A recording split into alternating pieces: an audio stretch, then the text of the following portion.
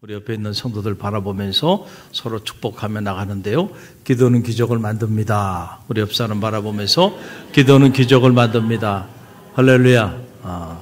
여러분 실제로 마음으로 믿어 의에 이르고 입으로 시인하여 구원에 이른다 그랬어요. 선포의 원리예요. 여러분이 입술로 마음으로 믿은 바를 고백하고 선포하는 것이 중요해요. 그럴 때 내가 말한 그대로 되리라 그랬잖아요. 그래서 우리가 믿음의 길을 걸어가면서 어떤 말을 하며 사느냐가 너무너무 중요해요. 그래서 하나님의 말씀을 고백하고 선포할 기회가 있을 때 빼앗기지 마시고요. 여러분 길을 풀어놓아서요 선포하는 거예요. 기도는 기적을 만듭니다. 할렐루야. 그럴 때 여러분의 선포되어지는 그 고백대로, 그 말대로 하나님께서 여러분에게 역사하여 주시는 거예요. 실제로 기도는 기적을 만듭니다. 왜냐하면 우리가 기도할 때 하늘의 문이 열리기 때문에 그래요.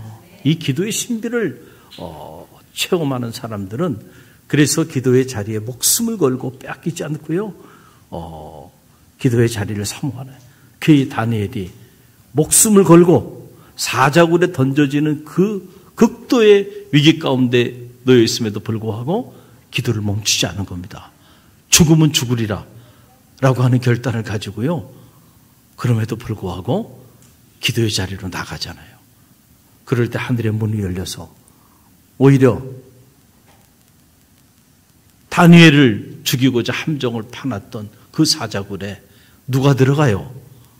오히려 그 함정을 팠던 사람들이 그곳에 들어가서 찢김당하고 죽임당하게 되고 다니엘은 더 높이 칭송함을 받게 되는 전화위복의 계기가 나타나잖아요.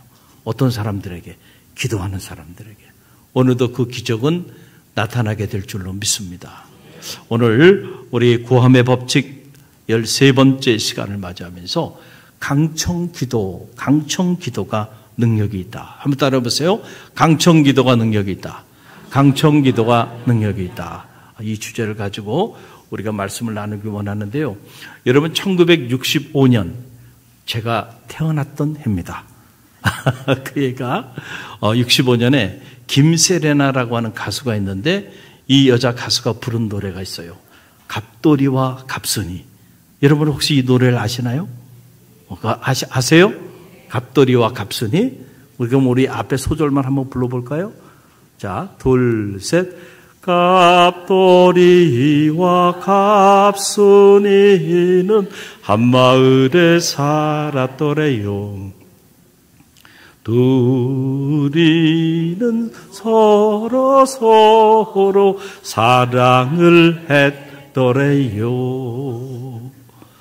그러나 둘이는 마음뿐이래요. 겉으로는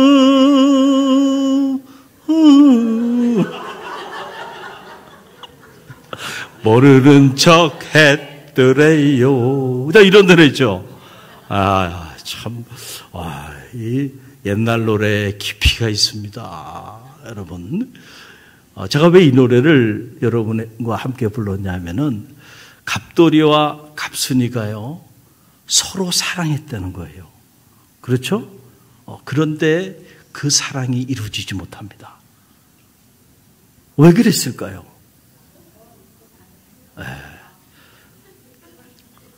서로 묻지 않았기 때문에 그래요. 나 사랑하냐고.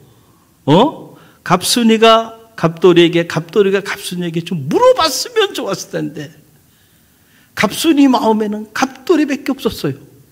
갑돌이 마음에도 갑순이밖에 없었어요. 그래서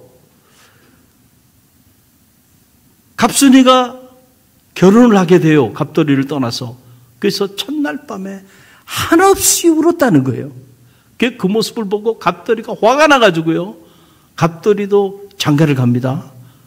그리고는 첫날 밤에 달을 보고 갑돌이도 한없이 울었다. 여러분 그런 노래예요. 서로 사랑했지만은 겉으로는 어떻게 했다고요? 모르는 척 했더래요. 그게 문제예요. 여러분 가만히 보세요. 창세기에 보게 되면 아담과 하와의 이야기가 나오죠. 아담과 하와의 얘기가 나오는데 하와가 이제 사탄이 하와를 유혹합니다. 그리고 하나님이 정말 선악과를 따먹지 말라 그랬느냐? 아니야. 선악과를 따먹는 날에는 내가 정령 죽지 않고 너도 하나님처럼 눈이 밝아질 거야. 자, 이렇게 유혹을 해요. 그때 만약에 하와가 한 번이라도 하나님에게 좀 물어봤으면, 여러분 묻지 않는 것이 죄가 됩니다. 한 번이라도 하와가 하나님, 저 뱀이라는 놈이 와가지고 하나님이 저에게 이렇게 얘기하셨는데 다른 이야기를 하네요. 정말 이것이 맞나요? 라고 한 번이라도 하나님께 물어봤다고 한다면요, 하와는 선악과를 따먹지 않았을 겁니다. 그렇죠? 그런데 묻질 않아요. 묻질 않아. 그리고는 그냥 하와의 소리를 듣고 괜히 하나님에 대한 섭섭한 마음을 가지고 하나님에 대한 오해를 갖게 되고, 그리고 그 오해가 결국 하나님의 말씀에 불순종하게 되는, 바로 그 불순종이 낙원으로부터 추방당하는 이런 끔찍한 상황에 놓이게 된다는 거예요. 여러분, 하나님께 묻지 않고요, 내 생각대로 사는 것이 죄입니다. 그것이 가장 큰 죄예요. 내 생각대로, 내 고집대로 그냥 살아가는 거야. 하나님께 묻지 않고. 여러분, 그것이 끔찍한 죄가 된다는 사실을 우리는 알아야 돼요. 자, 그래서 기도라고 하는 것은 무엇인가? 기도는요, 하나님께 묻는 거예요. 할렐루야. 그래서 기도보다 앞서지 말라 그랬잖아요. 내가 이런 계획을 가지고 있어요. 내가 이 사람도 만나야 되고 또 이런 일도 추진해야 되고 여러 가지 일들이 있는데 먼저 묻질 않아. 그리고 자기가 자기 생각대로 자기 계획대로 다 모든 걸 다 준비해버리고 모든 결정을 다 내려버렸어. 그러고 난 다음에 어느 날 목사님 만나재요. 만나면요, 이건 묻는 게 아니야. 다 우리 스케줄 다 이렇게 됐습니다. 그러고는 통보해요. 그리고 축복 기도 해달래요. 자, 축복 기도 해줘야 돼요, 말아야 돼요? 여러분도 가만히 계신 거 보니까 해주란 얘기죠, 여러분. 그 축복 기도 안 해줄 수는 없어요. 해주긴 해주지만은 마음이 동하지 않아. 왜냐하면 나도 당신이 이 중요한 결정을 내려서 이 일을 추진하는 일에 대해서 한 번도 하나님 앞에 물어본 적이 없어. 이게 옳은 선택인지 옳은 결정인지 나도 확신이 안 서. 그런데 어떻게 축복 기도 해줄 수 있을까요? 마음을 다해서. 그렇죠? 축복 기도 해주긴 해줘요. 그러나 확신이 없네, 내 마음에. 응? 여러분, 주의 종이 축복하고 또 축복하며 기도할 때요, 확신을 가지고요, 믿음으로 기도할 때 역사가 나타나지 않겠어요? 할렐루야. 여러분이 기도 받을 때도 마찬가지예요. 믿음으로 여러분들이 주님의 옷자락만 만져도 역사가 나타날 것이라고 하는 그 간절한 믿음으로 나갈 때 역사가 나타나잖아요. 그래서 내 믿음대로 될지어다 그러잖아요. 기적을 행하시는 것은 주님이시지만 기적을 행하게 만드는 것은 우리의 믿음이라. 할렐루야. 그러니까 안수기도해도 마찬가지예요. 믿음을 가지고 성령의 능력 안에서 확신을 가지고 그렇게 축복할 때 그 축복의 역사가 나타나는 거죠. 축복하는 이도 확신이 없어. 이게 지금 옳은 일인지 그렇지 않은 일인지 저도 확신이 없는데 어떻게 여러분 그 일이 잘 되도록 여러분 진심으로 축복할 수 있나요? 그럴 수가 없어. 오늘 이 밤에 이 자리에 오신 분들은요, 여러분의 인생을 살면서 절대로 그런 잘못을 범하지 않게 되기를 간절히 바랍니다. 여러분이 정말 여러분의 내가 사업을 해야 되는지 말아야 되는지 정말 중요한 일을 결정하며 나갈 때 이사를 해야 되는지 말아야 하는지 또는 여러분의 인생에 있어서 어떤 중요한 결정을 내려야 되는 그 순간에 여러분이 미리 임의적으로 다 결정을 내리지 말고요. 그런 일들 앞에 있을 때요. 그걸 기도 제목으로 좀 내놓고 함께 기도할 수 있는 지혜가 있게 되기를 간절히 바랍니다. 특별히 영적인 리더인 주의 종에게 그 기도 제목을 내놓고 우리가 이렇게 가야 될지 말아야 될지 해야 될지 말아야 될지 어떻게 해야 될까요? 중보 기도해 달라고. 언제부터? 그 시작 초부터 말이에요. 다 내 생각대로 모든 걸 다 결정해 놓고 그러면 그냥 그대로 가면 됩니다. 그냥 그대로 하면 돼요. 그런데 꼭 다 결정해 놓고 그 다음에 통보해요. 그러면서 축복 기도해 달라. 그러다가 그거 안 되면은 또 누구 책임이 되는 거예요?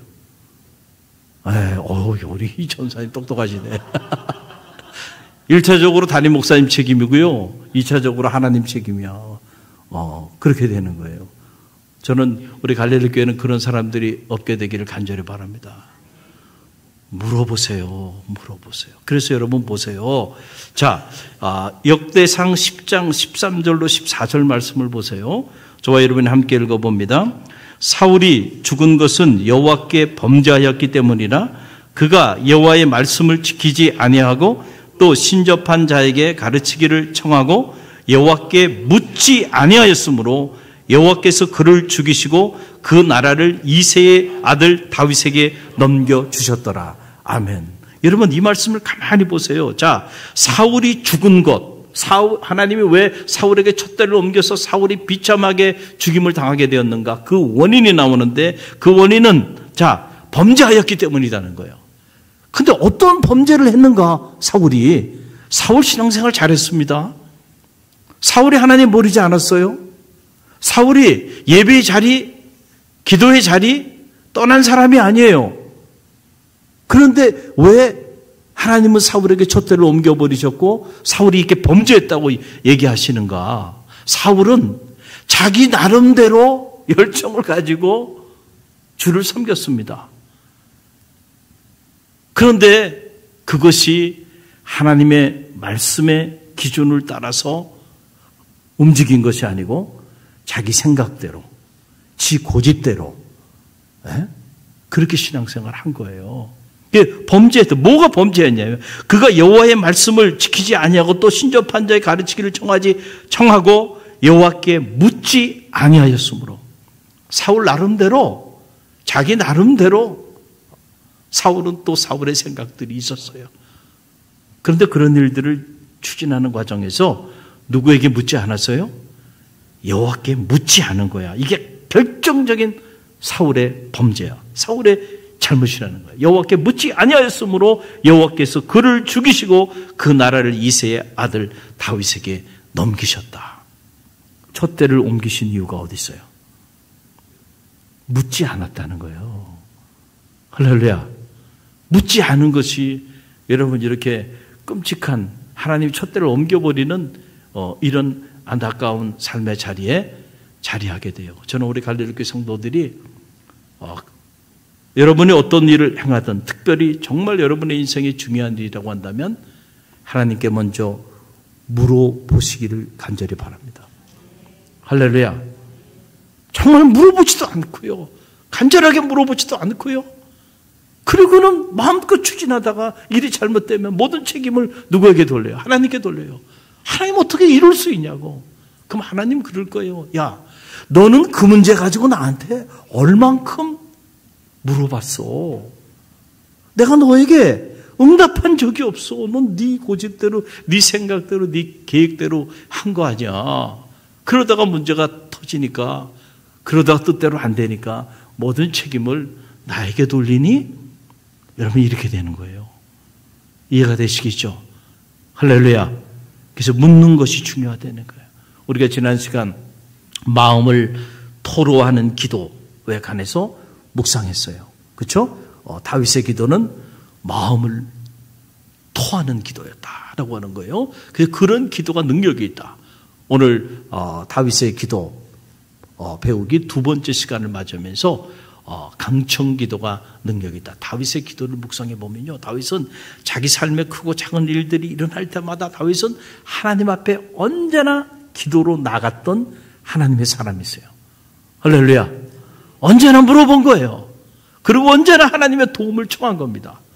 이게 다윗이에요. 기도보다 앞서지 않았던 그런 인물이 누구냐면 다윗인데, 그의 기도를 보게 되니까 첫째는 마음을 토해내는 기도를 했고, 오늘 말씀 보게 되니까 그가 강청기도, 다른 말로 말하면 부르짖으며 하나님께 물어보는 거예요.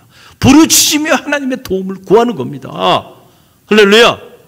이게 지금 다윗의 기도였다는 거예요. 그 기도가 여러분 능력이 있는 기도, 다윗이 다윗에게 한 기도였다라고 하는 사실이. 그래서 오늘 본문 2절 말씀을 보세요. 2절 함께 읽어봅니다. 나의 왕 나의 하나님이여, 내가 부르짖는 소리를 들으소서.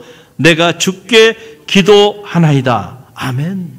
부르짖는 소리를 들으소서.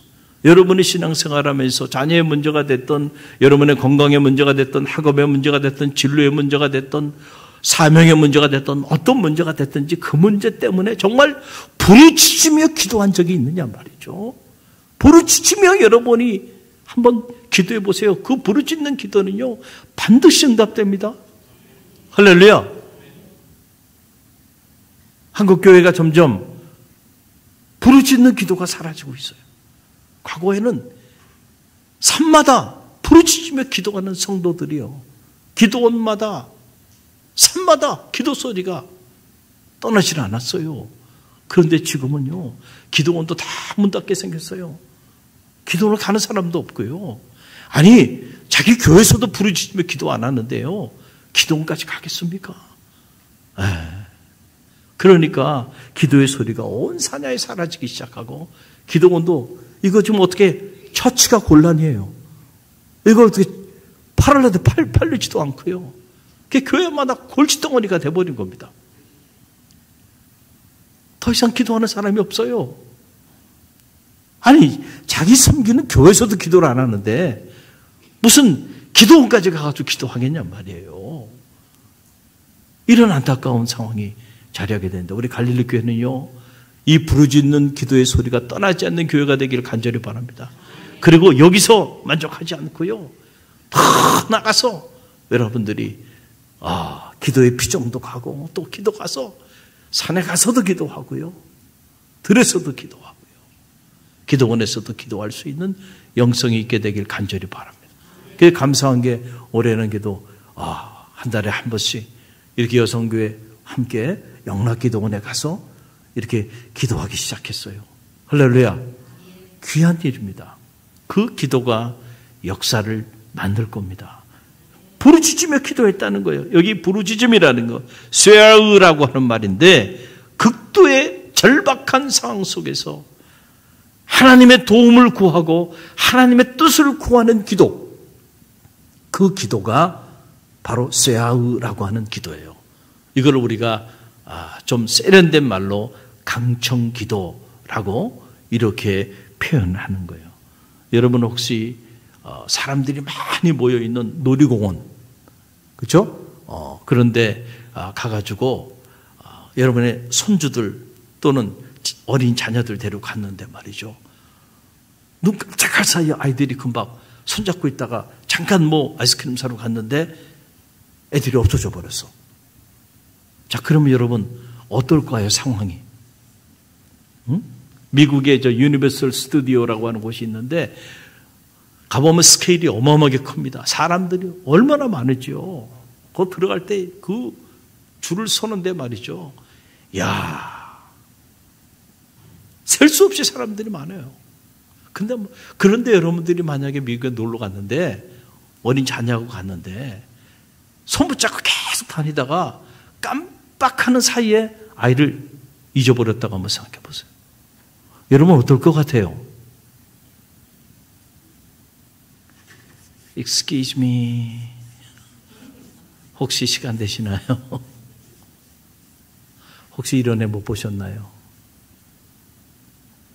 혹시 좀 도와줄 수 있어요? 여러분 그렇게 하시겠어요? 어떻게 하시겠어요?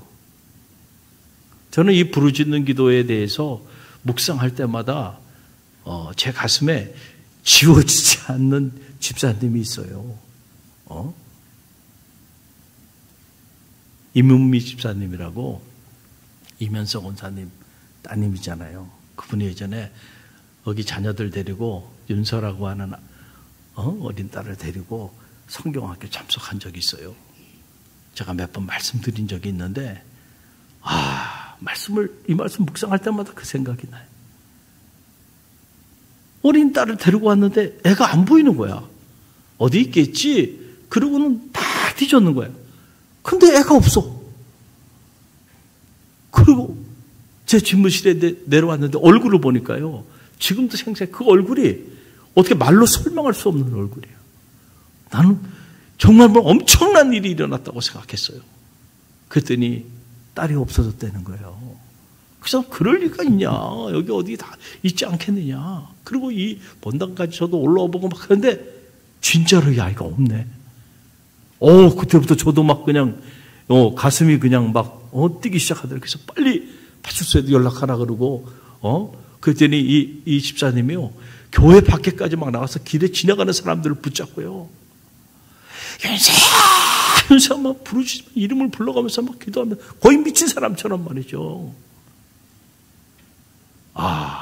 내가 그때 그 모습을 보고요, 그렇구나. 여러분, 딸을 잃어버렸어요. 딸을 잃어버린 엄마의 그 상황이라는 건요, 그냥 조용히 묵상 기도하고 조용히 관상 기도하면서 아니라니까. 그때는 절박하죠. 이럴 때는 어떻게 해요? 목숨을 걸고 간절함으로 소리를 지르며, 자존심이고 뭐고 어디 있어요 지금. 창피한 게 어디 있어요 지금. 자식을 잃어버렸어요. 지금 차츰 찾을 길이 없어요. 그런 상황이 얼마나 절박하겠어요. 이 쇠허라고 하는 말은 그런 거예요. 그런 절박한 상황 속에서 부르짖으며 기도하는 거예요. 여러분, 그런 기도는요 반드시 응답됩니다. 너는 내게 부르짖으라. 내가 내게 응답하겠고 내가 알지 못하는 크고 은밀한 일을 내가 내게 보이리라 그랬잖아요. 여러분, 우리가 어떻게 보면 너무 절박하지 않아서 이런 기도를 드리지 못하는 것일까? 아니면 정말 너무 절박한 그런 상황에 놓여 있음에도 불구하고 하나님 앞에 나와서 이렇게 부르짖으며 기도하지 못하고 사는 것은 아닐까? 우리가 우리 자신을 점검해보는 그런 밤이 되기를 간절히 바랍니다. 어떤 사람들은요, 이 강청기도, 부르짖는 기도에 대한 오해들을 가지고 있는 사람들이 있어요. 그래서 어떤 사람들은 이런 부르짖는 기도를 천박한 기도로 그렇게 생각하는 분들이 있어요. 너무 천박해 보인다는 거죠. 막 소리 지르며 막 기도하고 막 그러니까 말이죠. 그러나 여러분, 그 사람의 삶의 상황 안으로 여러분 들어가지 않았으면요, 남의 기도에 대해서 그렇게 함부로 얘기하시면 안 되는 거야. 할렐루야. 물론 묵상 기도도 잘못됐다는 게 아니에요. 관상 기도도 잘못됐다는 게 아니에요. 우리가 때로는 고요하게 기도할 때도 있죠. 그러나 이런 상황에 봉착하게 되면요, 여러분, 물에 빠진 사람이 지푸라기 잡는 심정을 가지고요, 절박한 마음을 가지고 부르짖으며 기도하게 돼 있다니까요. 그 사람의 상황을 알아야 돼요. 여러분, 기차 안에서 일어난 일이에요. 어느 아이가 보니까 사람들이 기차 안에 많은데 너무 이 어린 남자아이가 그냥 너무 그냥 막 소란스럽게 말이죠. 그렇게 그냥 왔다 갔다 하면서 소리도 지르고 아이가 막 그렇게 노는데 아버지가 거기 앉아 있는데 말이죠, 타치를 안 하네. 한마디 말을 안 해요. 그러니까 거기 기차 안에 있던 사람들이 그 아이 때문에 너무 시끄럽고 그 아이 때문에 너무 정신이 산란해. 그래가 사람들이 다 짜증이 난 거예요. 그래가지고 한 사람이 할 수 없이 용기를 내가지고 그 아버지한테, 아니, 아이가 이렇게 정신없이 소리를 지르면서 왔다 갔다 하면서 이렇게 시끄럽게 그러면, 아니, 좀 당신이 좀 아이를 제지해야지, 가만히 두면 어떡하냐고. 그랬더니 아버지가 하는 말이, 예, 죄송합니다. 사실은 방금 전에 이 아이의 어머니 장례를 치르고 오는 길입니다. 제가 아이를 잘 케어하겠다. 자, 그 소리를 듣고요.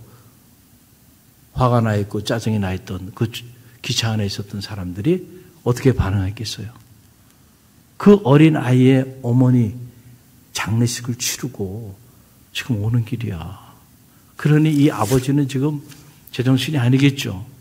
아이가 뛰어놀고 이러는데 그 어린 아이를 여러분 그 상황에서 여러분 제지하고 싶겠습니까? 철없이 자기 어머니가 죽었는지도 모르고 자기 엄마가 죽었는지도 모르고 말이에요.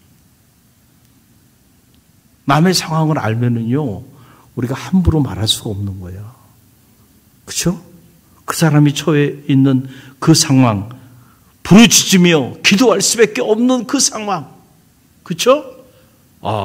체면이고 뭐고 다 내려놓고 살려달라고 그렇게 눈물 콧물 뿌려가면서 기도할 수밖에 없는 그 사람의 그 상황을 모르면요 함부로 얘기하면 안 돼. 예수님이 십자가를 지시기 위해서 감람산에 올라 기도했던 그때 그 상황도요.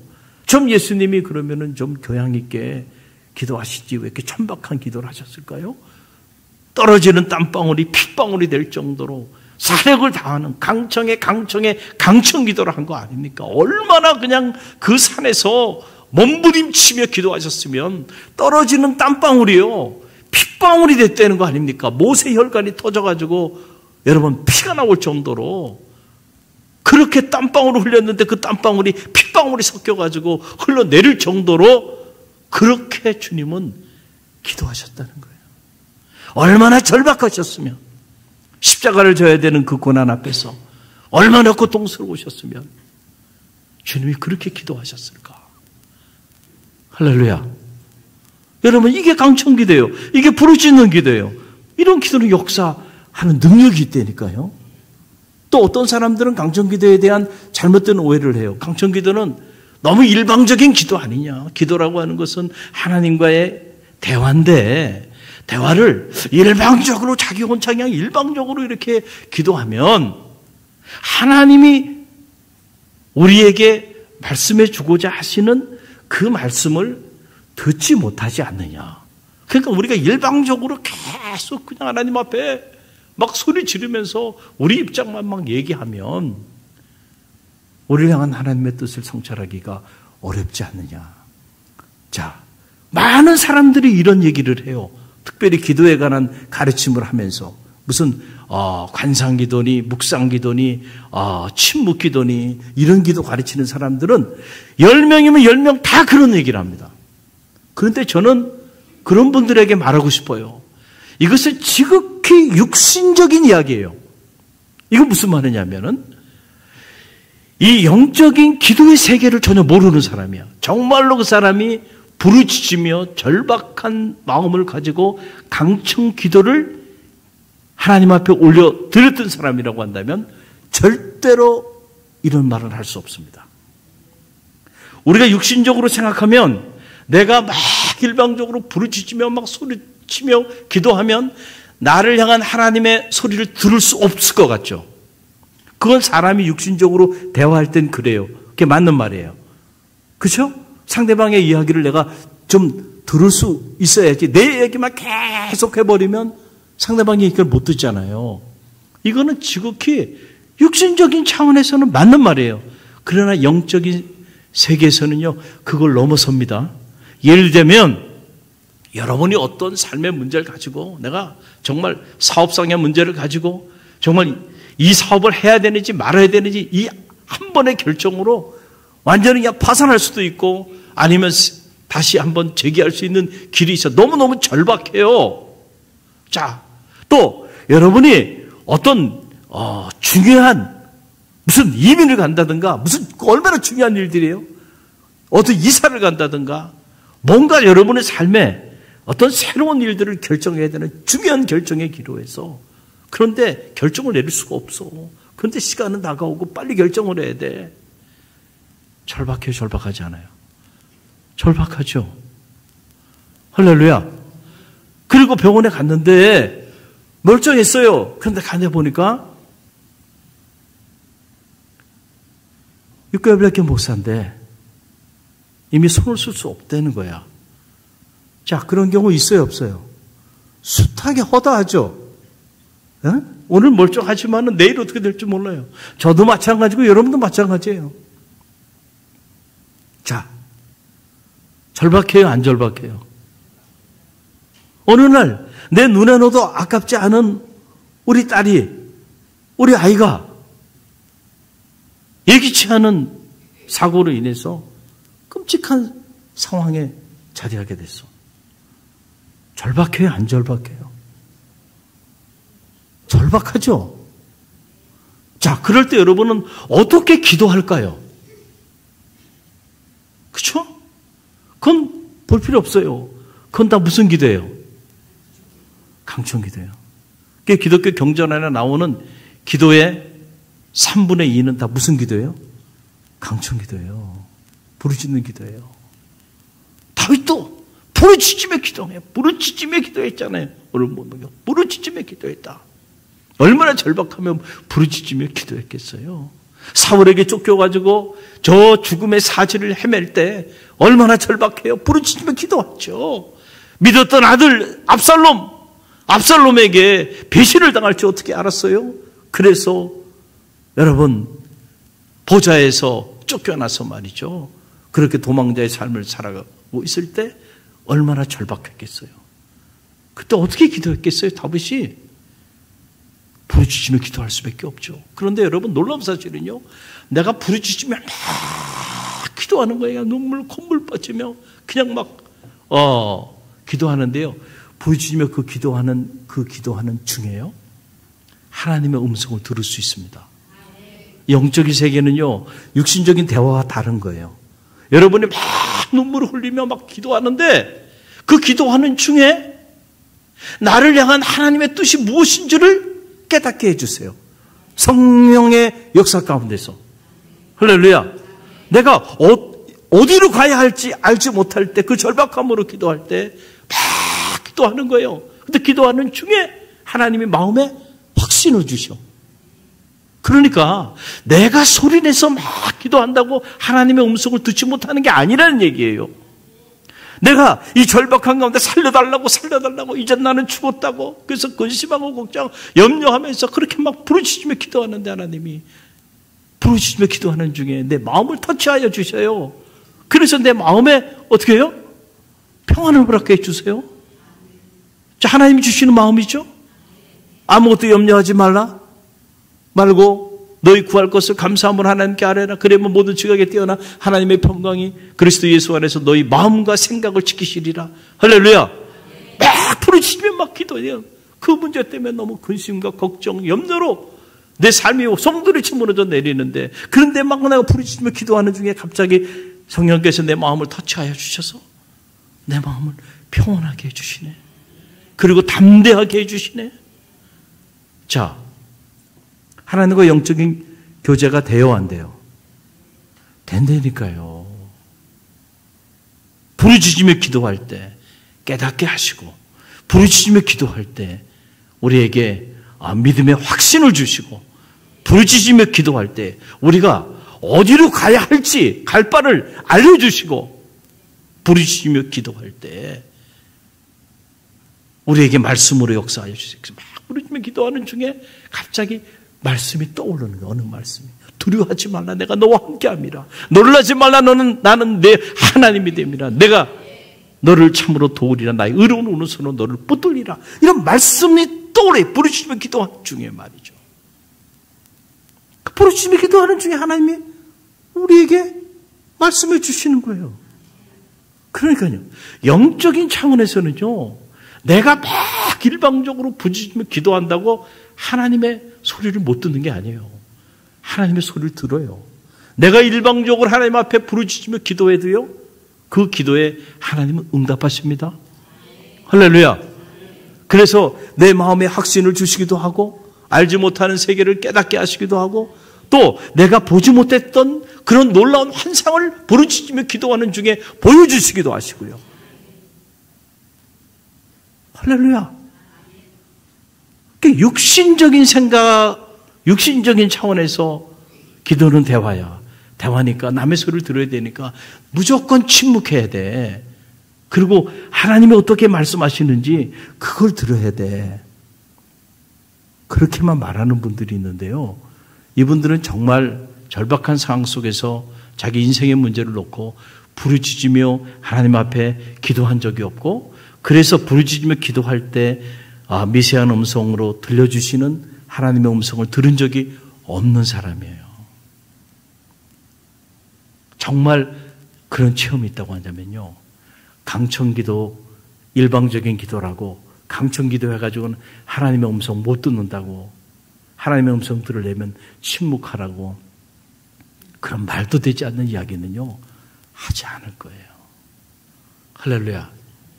저는 셀 수 없이 많은 세월들, 셀 수 없이 많은 기도에, 이 부르짖는 기도의 응답을 실제로 저는 중고등학교 시절부터 지금까지 수많은 부르짖으며 기도하면서 하나님이 제게 역사하였던 사례들이 너무너무 많아요. 그렇기 때문에 저는 신학자이면서도요,